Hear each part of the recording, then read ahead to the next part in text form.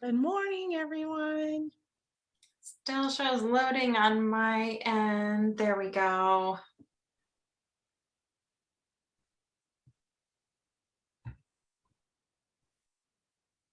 All right.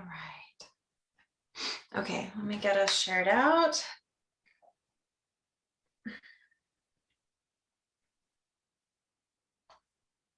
Good morning, everyone. All right. We've got a little bit different setup with Zoom, it looks like. They're always changing things. Surprises us all the time. It does. There's no warning. So grateful that we have this technology when we need it. All right, I think we've got us shared out. So, good morning, everyone. Welcome to Braveheart Conversations. I am Jillian Aurora, and this is my beautiful co-host, Marie Wallace. Good morning. Good morning. Good morning. All right, so let's jump right in. Today's topic I'm really excited to share about. This is perhaps a little controversial topic, which, we're not really a stranger to. Not at all. It is Braveheart Conversations after all. So in true fashion, here we go. So we're talking about commitments today. And if you'll remember, this month is all about building healthy relationships. We often talk about ending relationships. We talk about a lot of really hard things, but we really wanted to take this month to acknowledge growth because it's summer. Everything is green and growing and thriving and healthy. And so we really wanted to talk about positive, healthy relationship skills. So this whole month, we've talked about discernment. Last week, we talked about building trust. And then this week, we're talking about healthy commitments. And this may be a little bit different than what some of you may have perceived in the past, right? Because we have a lot of programming around commitments. So we're going to work to do a little bit of deprogramming and maybe give you a few alternative suggestions or possibilities when we think of commitments. So it looks like we've got a few people here. Good morning, Abby. I love you. Mary Jane, good morning. Pauline, so glad to have you here. All right, so when we talk about healthy commitments, well, first of all, let's back up and say, when I say commitments, what often comes up for people is a lot of loyalty programming, right? So when we talk about, say, marriage vows, we think of till death do us part. We think of in sickness and in health, right? Marie, what are some of the issues? Our reverend here, that she marries a lot of people. So I don't put those in the vows, but the old ones are obey, honor and obey. Let's see what else. Those are the main ones, but yeah. Yeah, and I know for myself and a lot of other women that I've worked with, that's been a really major challenge to overcome when we've experienced verbal abuse, or like in my case, I was in a marriage with an alcoholic, and so I was very burdened with that idea that in sickness and in health, right? Well, he's sick. He has a disease of alcoholism. How could I possibly leave him? And that seems to be a really big, if not the biggest barrier to leaving a really toxic or dishonoring relationship. So I want to talk about some of the things that happened for me when I did eventually leave my marriage, and some of the things that came up, some of the wisdom and the awareness that came up as a result of that, and really seeing how the commitments that I had made were actually really not very honoring and not very loving to him or to myself. So let's start with in sickness and in health. Let's just tackle that one. So if I make the promise that I will stay with you no matter what, No matter how you treat me, no matter what situation you find yourself in, no matter what your behaviors are.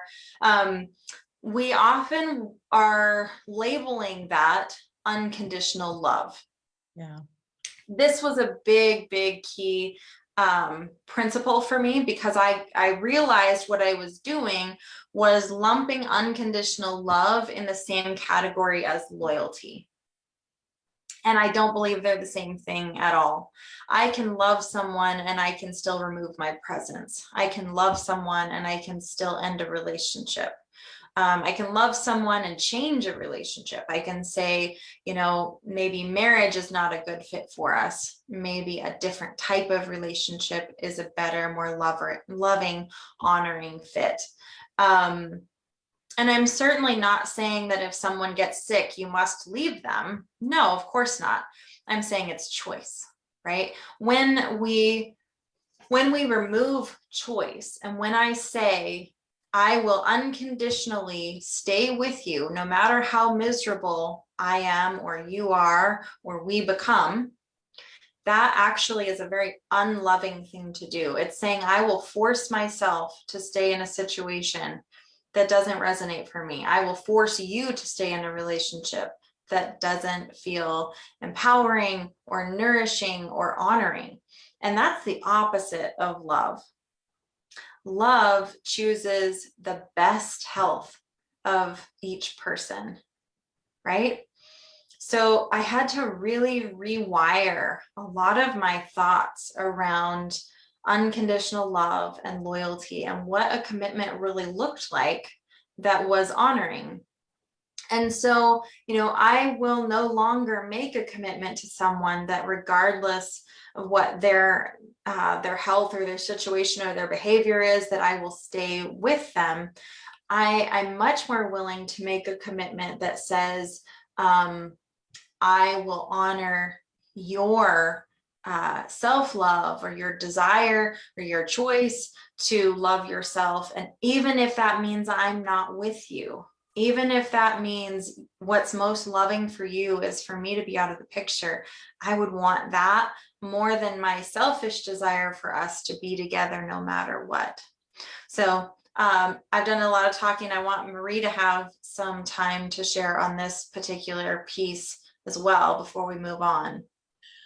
I'm just super glad that we're talking about this, because I do help people a lot with writing their vows, and so those old words aren't there. It's more about the honoring of the love and being with each other, and like you said, choosing each other's happiness.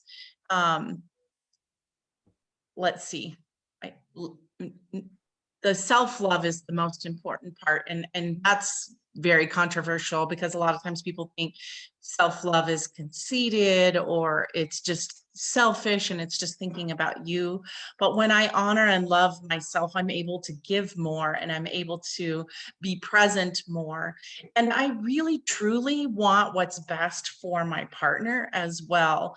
And it's very selfless to have them honor themselves and their choices as well as mine. And we of course, it's much better together, but if at any point, and even Joe and I talk about this a lot, if at any point we both are so unhappy and miserable, we're just dragging a dead body with us, right? Dragging someone along with us, instead of enjoying the nourishing, flourishing, honoring part of us being together. It doesn't mean we're not going to work on things or work through challenges. And so, I really want to talk about that some too, it's just saying, I honor what you choose, and I honor what I choose, but I honor what I choose even over and above. Doesn't mean I'm not considering what you're thinking about, or what your choices are. So yeah, just that's kind of my thing on it, is just, it's whatever's most honoring for both of us, and it's a mutual thing. And the other thing that you said about, and maybe it's not this marriage, maybe it's another kind of relationship, that was very intriguing thought to me, that I have not chewed on very much, but I think that's a great way to say maybe this is not the kind of relationship that we need. So anyway, I just thought that was a great point that you made there. Yeah, so for me, what really shifted in my idea of commitments is I realized that by committing or making the commitment I did to my marriage, I was actually placing my loyalty to the marriage above my loyalty to myself and above my loyalty to my own health. And that became a really apparent, very big concern to me. So today I practice and I very loudly preach self-loyalty, right? Because I don't believe you can have a healthy relationship without two healthy people. And being healthy requires loyalty to yourself, loyalty to your values, loyalty to your standards. And so what I found myself doing was I betrayed myself over and over. How did I do that? By allowing verbal abuse to happen, by allowing financial abuse to happen, sexual coercion. There were a lot of aspects in my relationship that I allowed to continue because I had already chosen in my mind that no matter what happened, I would not leave. So if I had already chosen that it was a non-negotiable for me to ever leave, then that meant all of my values and standards were negotiable. Exactly. And that meant my own health and safety and loyalty to myself was negotiable. So it was really rewiring this idea of loyalty, like what is the purpose of a relationship? Well, it changed for me. Before, just like a couple of weeks ago, we had a question, or not a question, but we had a statement someone made that healthy relationships are two people who don't give up on each other. Well, this comes from a very old paradigm that says the relationship is the priority, right? Nothing else matters more than the relationship staying together. Well, that means a lot of other things are up for grabs, right? They can be not important. So the health of the two individuals is not important, or is not as important as the health of the relationship. And so having lived that and having, that being my priority for a long time, I realized the cost was really the health of the two individuals. And that prompted me to identify the purpose of a relationship.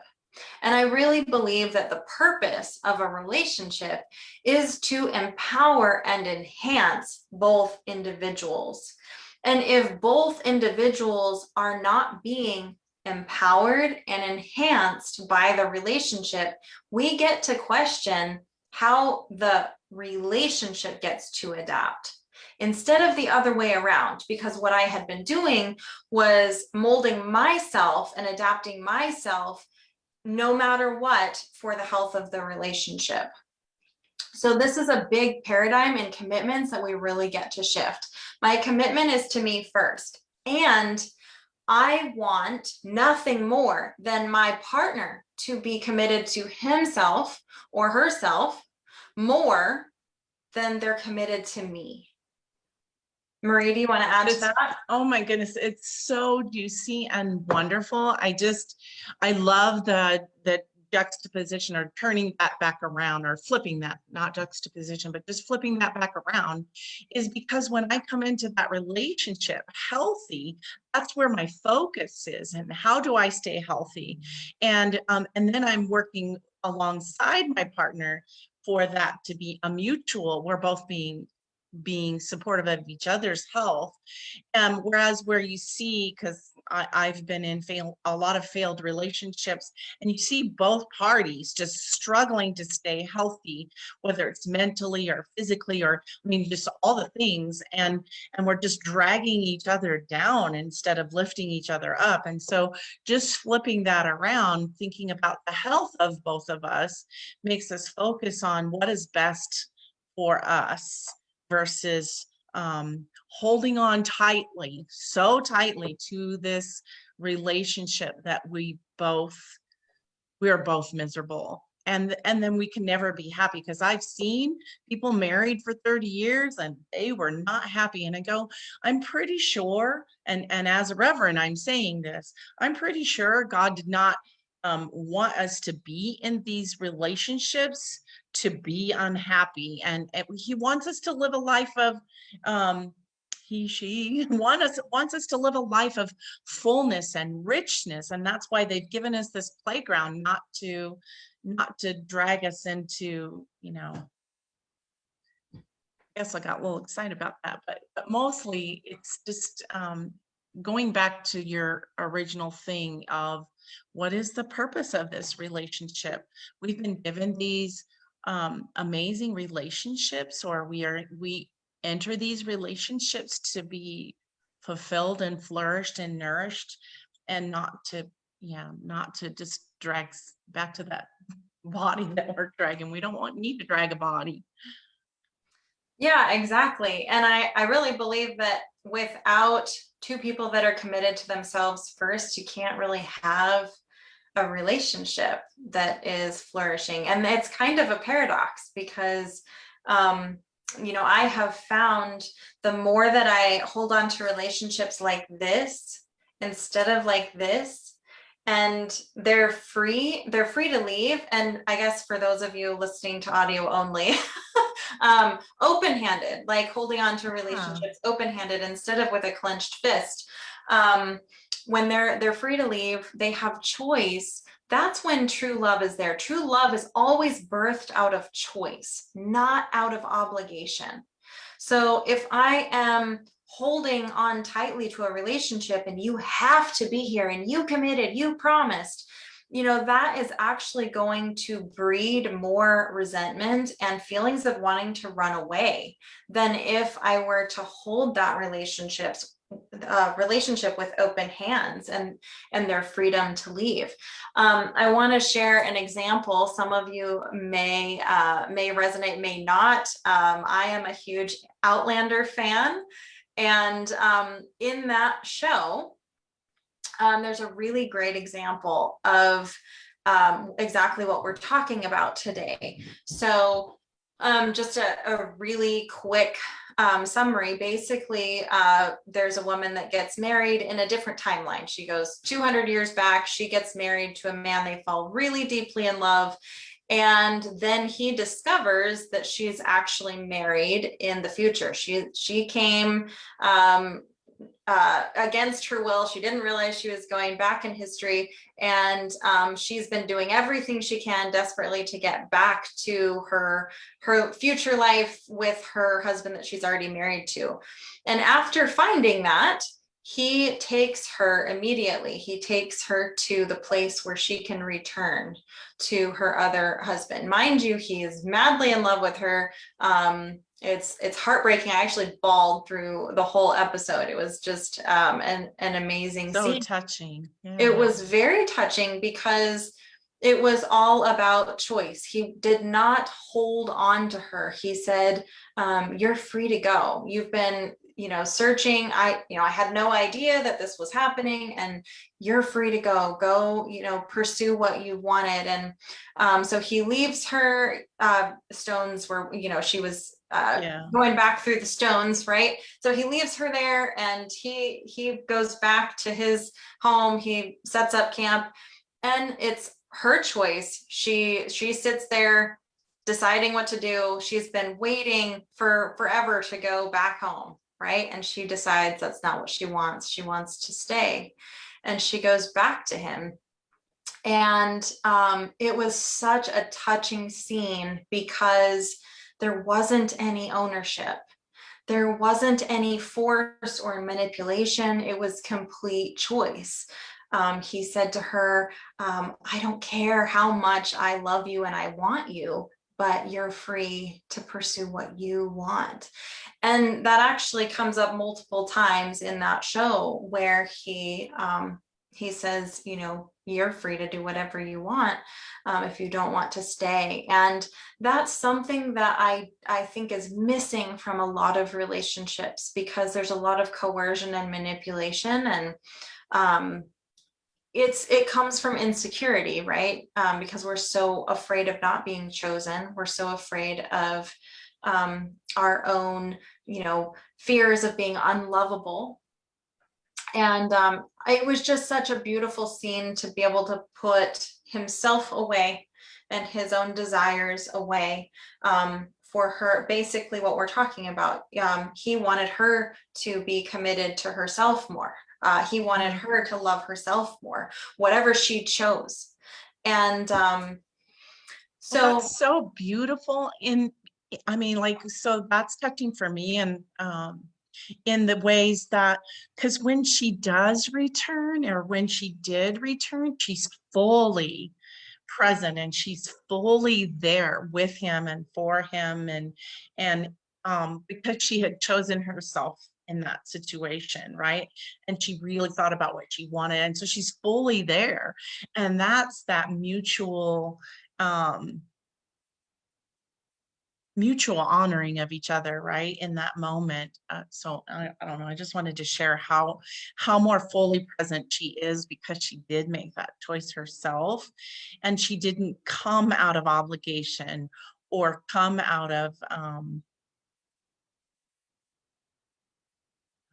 I can't think of the it was word. choice. Choice. Yeah. It was choice, and love has to be choice. It cannot be manipulation, or it cannot be obligation. That is not true love. And I remember talking with Carter, you know, we had a long conversation after that episode, and I've got my tissue box, and it just was I'm sure he was like, man. um really funny how it really hit a nerve for me. But you know, we discussed that um their relationship was so much deeper because of that experience, because she was given the choice. You know, it would not have been the same if he had just ignored the fact that, you know, oh well, you came from history, you know, or came from the future, and now we're in love, so you know, you'll just have to get over that. That wasn't his attitude. He didn't dismiss her. Well, So and one more thing about that, mostly because just think if she hadn't have chosen him, right? Just say she wanted to go back to their original husband, her relationship with him would still be deeper, because think of how much honor and respect she has for him to let her go. And that maintains that the beauty and intimacy of the friendship they already had. And so even whatever choice she made, because he honored her in that moment, was honoring for both of them. If that makes sense, what I'm saying is that either choice she made, because he freely gave her, was just so sweet for him, and honoring of him in that relationship. Just imagine, like, when you hold on to an animal or a child and you try to force them to stay, you know, and they just do all this pushing, and just so much angst and no peace in that. But just anyway, I wanted to celebrate whatever her choice was very honoring in their relationship. absolutely. And I think that really touches on a huge concept in commitment is manufactured feelings or manufactured love. Just it doesn't do the same. Right? It's just never going to be the same Feels as icky. someone, yeah, as someone into a relationship. And I think as women especially, we've experienced feeling forced to stay in a relationship or to get into a relationship, and men have too. I would even say I've manipulated. I have manipulated in relationships before for people to stay with me because I had a really fucked up view of commitment. And so And a without, yeah, fear and that, yeah. I needed to heal that in me before I could have healthy commitments, before I could have that view where I don't own this person. And if I can't have them in a way that they choose me, I don't want them at all. Yeah. And if I'm with a partner who wants me to choose them out of obligation, even if I don't want to be there, that isn't the kind of partner that I want to be with. That isn't true love. That's manipulation. That's selfishness. Well, back to the, So if it's not a hell yes, then it's a hell no, right? yeah, and I don't want to be in a relationship with someone who, I'm not a hell yes, or that they would want me to be in a relationship even though they're not a hell yes for me. Like that gets to be a part of the relationship and a top priority. So anyway, that piece is really important, that it is by choice. It is not manufactured in any way. It is not obligation in any way. I do also want to talk about the Till Death Do Us Part programming. And I want to say that this is a little bit of a sobering, or a lot of it of a sobering thing, is that unfortunately a lot of relationships do come to death being the part. So one of the pieces that I connected, one of the dots that I connected as I was doing a lot of deprogramming, is I read a lot of books about domestic violence and why it happens. And I was really puzzled and deconstructing a lot of things because I wanted to understand my experience. And one of the things that I discovered was this tenacity in relationships where both people weren't willing to give up on each other, even though it was a really toxic and very violent relationship. And so Till Death Do Us Part is kind of a death sentence. In some situations where you see how toxic it is, but they continue to say, we love each other no matter what, even if we're beating the hell out of each other. And that is not love. That is an unshakable loyalty that actually is very unloving, because you can have loyalty that is very unloving and very dishonoring. So I just want to make sure that you're pointing out that thought, because it's such a tempting thing, right? We crave stability. We crave security. And that is something that loyalty offers us. If we know that our partner won't leave us no matter what, that maybe they're beating the shit out of us, but they're not going to leave us. There's a certain security in that, and it's still fucked up, and it may cost you your life. So Marie, do you have something to add to that? Just that we're so resistant to that change too, or the uncertainty, that we'll hold on to something that is familiar and, like you said, fucked up to try to just to hold on to that so hard. So because we are in fear or we are uncertain and it's scary, and we lose that loyalty to ourselves. Therefore, it goes back to what we started this conversation with. It's unhealthy for all of us. It's not just unhealthy for me in this relationships, because it's also it almost binds my partner into being manipulative. Right? It binds them in this situation. Well, I can't control this and I don't know what to do. And then because that's how I found myself. I'm going, gosh, this is not like me. I visioned myself doing things that were uncharacteristic of myself to stay in this relationship, to be loyal. That was so unhappy, so unserving. And I go, this is just not me. So even out of the integrity of self, my own integrity, I had to let it go, so that I knew that I was doing what was most honoring to both me and to my partner, because I didn't want to lock them into having to hold on to me to manipulate situations, because they were unhappy too. So yeah, absolutely. I can relate to so much of what you've shared. I do want to talk about some of the things that are healthy to commit to. We've talked about some of the things that are not healthy commitments. And so I want to talk about some of the things that are absolutely, great great promises to make. I know for me, I can promise that I will be transparent.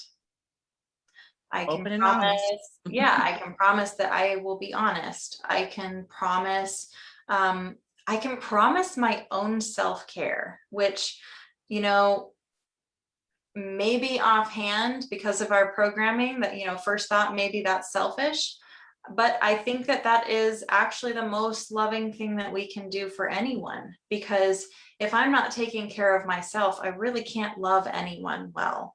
So I can commit that I will take care of me.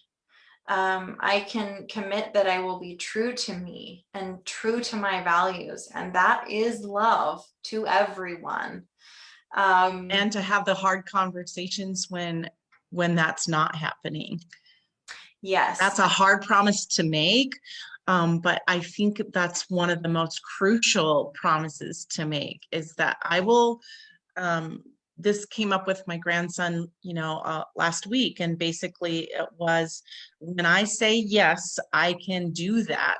You can guarantee that I'm saying it from my heart, that yes, I will do it. You don't have to ask me again, are you sure? Are you really, really sure? You can trust me in that. Back to, our conversation last week, the trust part. You can trust that person, that I'm in this relationship if I say that I'm in this relationship. But yeah, being willing to have those conversations, no matter how hard they are. Yeah, yeah. So yeah, promising courage that I will be brave. And then, a really big one for me is promising that I will prioritize the other person's self-care, even if that means I'm not in the picture. Yeah. And that is a very tough thing to promise. But I do believe that that is the most loving thing to promise. And I think it's kind of a good indicator when, I can have the feel goods when I say, I promise I'll be with you no matter what, and you're going to be with me no matter what. There's like a sense of security in that and entitlement in that. And it's so much harder to say, if things unravel to the point that I realize I'm hindering you in your life and I'm disempowering you and I'm not a nourishing, empowering force in your life, then I'll get out of the way. That's a much harder promise to make than I will stay with you no matter what, as long as you stay with me no matter what, right? It's like this trade-off. It's that stuff of fairy tales, right? Those, and we talked a little bit about this last week too, that forever, the whole forever, happily ever after kind of thing, we think is very, I think that we as little girls held on to that less and less, but I still see that programming often, especially, in our older generations, or, generations of people that are my age or older. They just hold on to that happily ever after. And again, back to the fear, but just reminding ourselves that that's just programming just as much as anything. And it's something we want. I mean, who doesn't want a happily ever after, right? And so, but you have to really break that down, deconstruct, as you said earlier, just deconstruct, what does that happily ever after really mean? And what's the cost that I'm it's interesting because the more I've deconstructed and really started looking at some of this program, what do I want to keep? What do I want to rebuild? I realized that happily ever after that we all want, we have a much better chance of achieving that if we are welcoming in freedom in our relationships and choice, and saying, you are free to go and I am free to go, and I will stay with my choice because I want to be here today and you want to be here today. And that's what love is. That is the best chance we have at having a happily ever after relationship, is when we acknowledge that it might not be. And that is the paradox, right? And the chance that we're taking each relationship we are in. Yeah. Yeah. I know we're about at time. There was something else I wanted to say. Oh, yeah. I guess just in closing, I also want to say how sneaky sometimes our desire for commitment is. And something that I realized along the way was I liked having unconditional commitment because it meant that I wasn't held accountable. Ooh, It yeah. meant that if someone promised me that they would stay with me no matter what, then it meant I could misbehave all I wanted. I could be lazy. I could not show up for me, not show up for them. It really just gives this huge leash to be a really shitty person, shitty version of yourself. And I actually see this said frequently online where they say, she's the only one who will put up with me. Oh, yeah.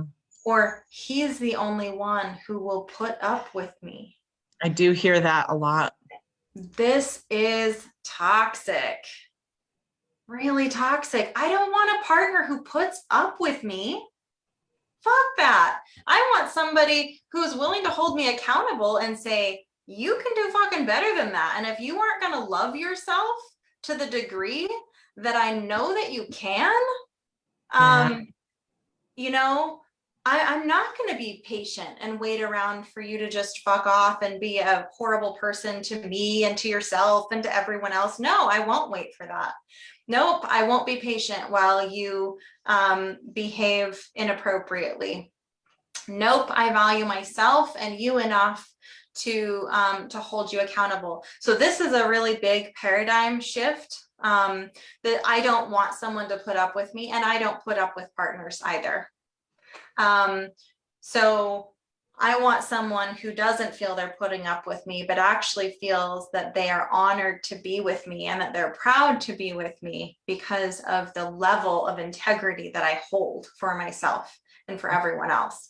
And I want my partner to be the same. So Marie, do you have something to say around No, that? I just want to put a double asterisk by that. I hadn't thought of that piece before. And so I really appreciate the accountability piece and how that's, I didn't know that that's what I was doing, but I was holding that value higher priority in that I wanted to live a life of integrity, and being in a relationship where someone was half in or not in, or, so, or allowed me to be not fully present or in. Yeah, that's not living a life of integrity or fulfillment or anything like that. So yeah, I appreciate you bringing that accountability piece in.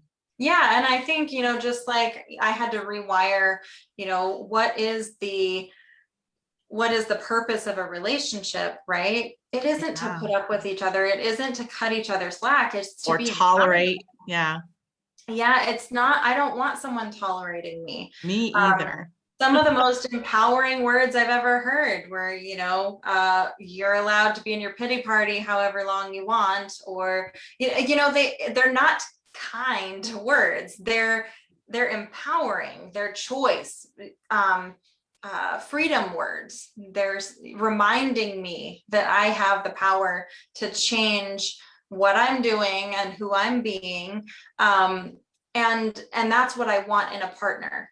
That's what I want in a partnership, because again, I believe that the purpose of a partnership is to empower and enhance me, right? So whatever calling I'm here to do on this planet will be enhanced by my partnership, not diminished by it. And there's way too many partnerships out there that are actually limiting your ability to accomplish what you're here to do.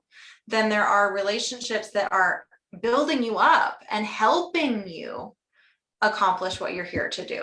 Yeah, just take a look at, is it one-sided? Because I've been in those relationships where I was the only person putting all the effort and all the time and energy, and I didn't look at if there was a contribution coming back, because loyalty did trap me in that Yeah. situation. And so, yeah, just looking at, is it a nourishing kind of relationship? Is it empowering? Is it helping you grow? Absolutely. Okay, I want to make sure that we are Yep. acknowledging our commenters here. We've missed a few. Hello, Crystal. Yeah, I So don't see them on my side. here. Oh, you're good. And this is another weird thing about the new Zoom. Popped Yeah, up we in- used to be able to both see them. Yeah. Pauline says yes, ancestral programming all over the place and commitment, which makes sense if you look at patriarchy. It wasn't that long ago that women were considered property. So it Right. makes a ton of sense that marriage would be so different now than what we've come from in the pretty, recent past. Abby says, wow, yes, put up with me. Yep, been there. I don't know if any of us have not had those words said before. Right. Pauline says, yep, truth, love this last bit. So wise, honored to be with. Yes, I want someone to be honored to be with me. Versus put up with. Yes, yes. Great confirmation there. Thank you guys for your input. I'm so glad you're here with us today. This is just a massive topic that if we get this foundational piece, this changes so much of our relationships going on in the future. There's just a lot of clarity in understanding commitment, because I would say it's at least a weekly experience that I see women struggling with the idea that, I realize this relationship is unhealthy, but I promised, right? Yeah. So we got to get our commitments right in the beginning and stop promising things that are really unhealthy to promise in the first place. So when we know better, we do better. So if we know that we've made unhealthy promises and we've made unhealthy commitments, it is okay to grow and expand and change. It is okay to go back to the person that you've made an unhealthy commitment and own that and say, I made a promise that was actually really unloving. And I'm going to take back that promise and I'm going to make a more loving promise. This is how we undo the programming that we've been born with that hasn't always served us. Marie, Awesome. anything to add to that? Nope, that's a beautiful place to end. Okay, great. I'm going to pull up our next topic for next week so you know what's coming next.